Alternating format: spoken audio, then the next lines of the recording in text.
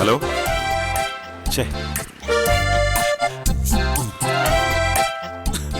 മെറ്റിൽ 2 കുട്ടികളെ കോരിക്കും.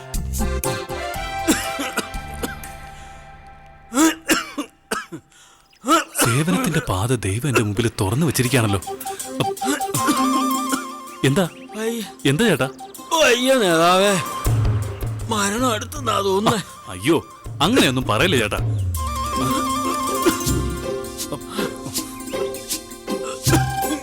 ഒരു മനുഷ്യൻ ശ്വാസം മുട്ടി പിടയുന്ന നിങ്ങൾ കണ്ടില്ലേ? അല്ല നിങ്ങൾക്കാർക്കും കണ്ണിച്ചോരില്ലേ? കഷ്ടം. എന്റെ നാടിനെ കുറിച്ച് ഓർത്ത് ലജ്ജ തോന്നുക. ഫലം ഇച്ഛിക്കാതെ കർമ്മം ചെയ്യാനല്ലേ പറഞ്ഞിരിക്കുന്നത്. വേണ്ട, നിങ്ങൾ ആരും ഇടപെടണ്ട. കോവിലകത്ത് ധർമ്മനുള്ളപ്പോ ഒരാളും കഷ്ടപ്പെടാൻ ഞാൻ സമ്മതിക്കില്ല.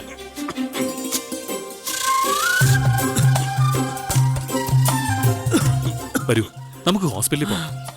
വേണ്ട നേതാവേ, മരുന്ന് വാങ്ങിച്ചാ മതി. എന്റെ കാശില്ലാഞ്ഞിട്ടാ. ഓ, നിങ്ങൾക്ക് മക്കളൊന്നുമില്ലേ? ഉണ്ട്. അവരൊന്നും നേതാവിനെ പോലെ മനുഷ്യത്വം ഉള്ളവരല്ല.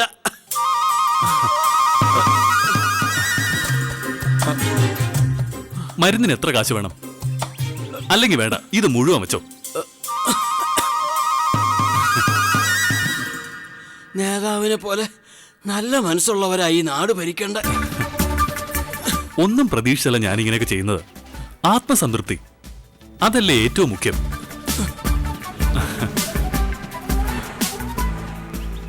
മോനെ, അപ്പൂപ്പൻ ഇത്തിരി മരുന്ന് വാങ്ങിച്ചാടാ.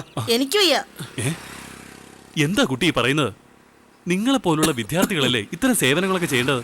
അങ്ങേർക്ക് കള്ളു വാങ്ങി കുടിക്കാനാ. എന്നെ അച്ഛൻ ചീത്ത പറയും.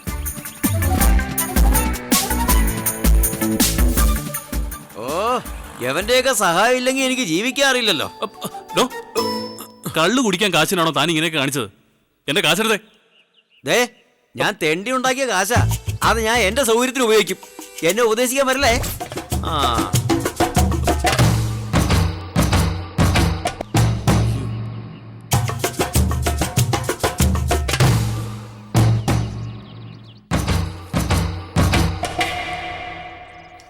ഇപ്പൊ തനിക്ക് മനസ്സിലായല്ലോ, ഞങ്ങൾ ഇതൊക്കെ നിത്യേന കാണുന്നതാ.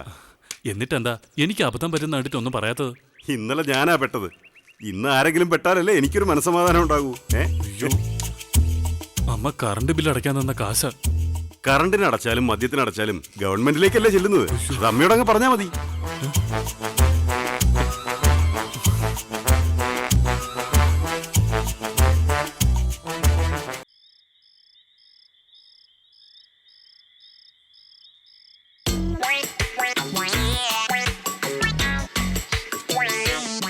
പറയടാ ധർമ്മ, ചോദിച്ചത് കേട്ടില്ലേ? കറണ്ട് ബില്ല് അടയ്ക്കാൻ തന്ന കാശ് നീ എന്താ ചെയ്തത്? അമ്മേ, ഞാൻ ശ്വാസം മുട്ടി പിടയുന്ന ഒരാൾക്ക് മരുന്ന് വാങ്ങാൻ വേണ്ടി കൊടുത്തതാ. ആണോ? ആ. എന്നാ ഇലക്ട്രിസിറ്റിക്കാർ ഒന്ന് ഫീസ് കൂരട്ടെ. ഇനി എന്റെ മക്കൾ ഇരുട്ടി കഴിഞ്ഞാ മതി.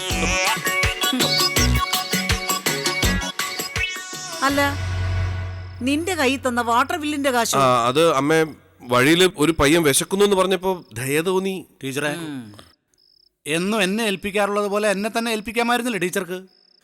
അല്ലെങ്കിൽ ഞാനിവിടെ ഇല്ല അമ്മേ. ഓ, നീയാവുമ്പോ ഒരു വ്യത്യാസമേ ഉള്ളൂ. കാശും പോവും, തല്ലും കൊള്ളും. ഞങ്ങളെ രണ്ടാളെയും പിന്നെ അമ്മയ്ക്ക് പണ്ടേ വിശ്വാസമില്ലല്ലോ. ഒട്ടുമില്ല. മൂത്തവര് കള്ളന്മാരാണെങ്കിൽ നീയൊക്കെ പെരുങ്കള്ളന്മാരാ. എല്ലാവരും കൂടെ ഞാൻ വിളിപ്പിച്ചത് ഒരു തീരുമാനം പറയാനാ. എന്താ അമ്മേ? പറയേ. ഇനി എന്റെ മക്കള് സ്വന്തം ചെലവി ജീവിച്ചാ മതി. തിന്നാനായാലും കുടിക്കാനായാലും കുളിക്കാനായാലും നിങ്ങൾ അധ്വാനിക്കുന്ന കാശ് കൊണ്ട് മതിയെന്ന്. എന്ന് പറഞ്ഞാ എല്ലാവരും പണിക്ക് പോണോന്ന്. ദേ, ഒരാഴ്ച ഞാൻ സമയം തരും. അതിനുള്ളിൽ അധ്വാനിക്കാനുള്ള മാർഗം കണ്ടുപിടിച്ചോണം നിങ്ങള്. ഇല്ലെങ്കിൽ എല്ലാത്തിനെയും ഞാനിവിടുന്ന് അടിച്ചു പുറത്താക്കും. അതല്ല അമ്മ, എന്റെ തീരുമാനത്തിൽ ഇനി ഒരു മാറ്റം പ്രതീക്ഷിക്കണ്ട. പോയിക്കോ.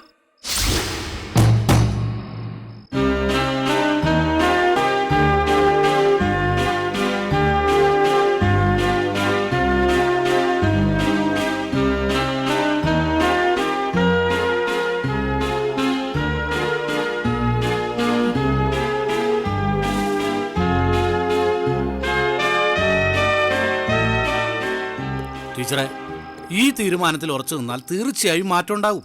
ഓ മണ്ടത്തരം പറയാതെ കരുണ. ചേച്ചി, ഉത്തരവാദിത്വമില്ലാത്ത ആൺകുട്ടികൾക്ക് കാര്യബോധം ഉണ്ടാവണമെങ്കിൽ അവരുടെ ജീവിതത്തിൽ ഒരു പെൺകുട്ടി വരണം.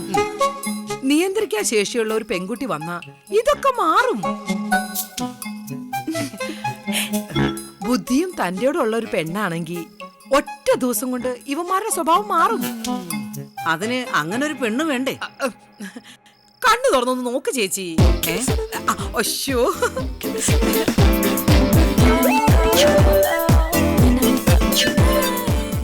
ഇങ്ങോട്ട് വന്നേ ചേച്ചി. നിക്കണ കണ്ടില്ലേ?